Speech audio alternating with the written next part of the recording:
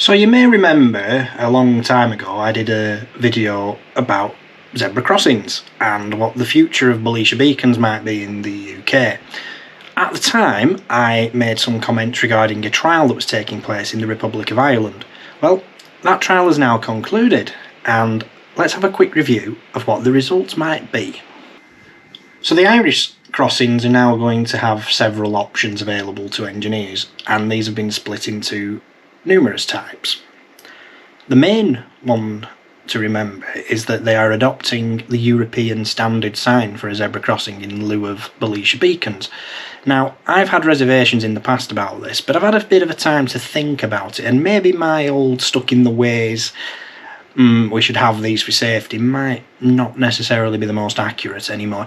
But I still think that Belisha Beacons have their uses, and I certainly disagree with people who say that the reason zebra crossings are too expensive to provide are the beacons. They're not. The real cost of a zebra crossing is actually in replacing curbs, carriageways, providing new tactile paving and any lighting upgrades, and for some reason the obsession with anti-skid surfacing that we have in this country. The rest of the world manages without putting acres of anti-skid surfacing in the approaches to a zebra crossing, so I don't understand why we can't either. Anyway, I digress.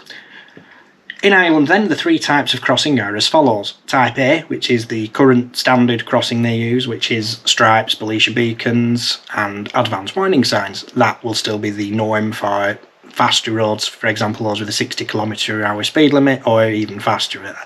Although I always say don't use zebra crossings on roads with higher speed limits, because you do get the issue where drivers just don't stop. I mean, yes, they don't stop at signals either necessarily, but there's a little bit more of a factor of safety involved, and people tend to be more predisposed to stop for a red light than they do for a Belisha Beacon on a higher speed road, because they don't have that fear of somebody colliding with the rear of them.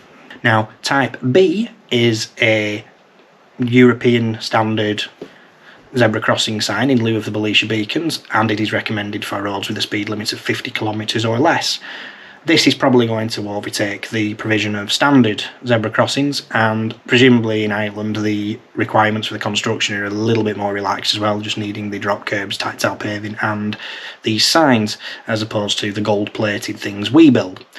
The Type C crossings are intended for even lower speed roads, which is presumably the 30km and even home zones, and these will feature ideally a raised table and not much else.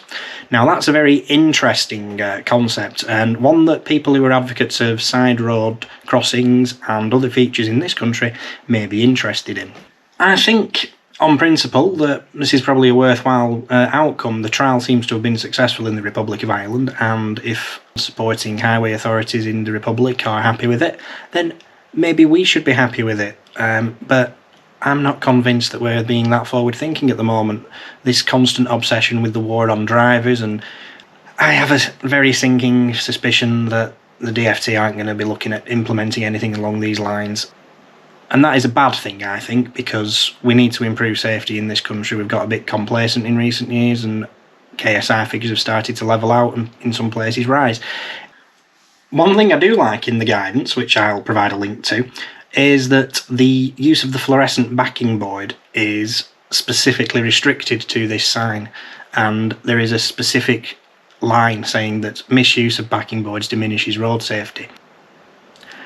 Anyway, I think that's a quick insight into the new regulations in Ireland and the way zebra crossings are moving forwards.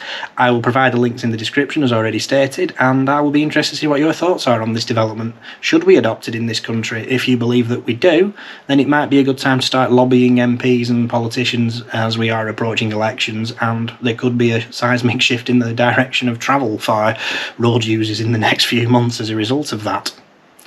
Let me know how you get on. I'll catch you next time.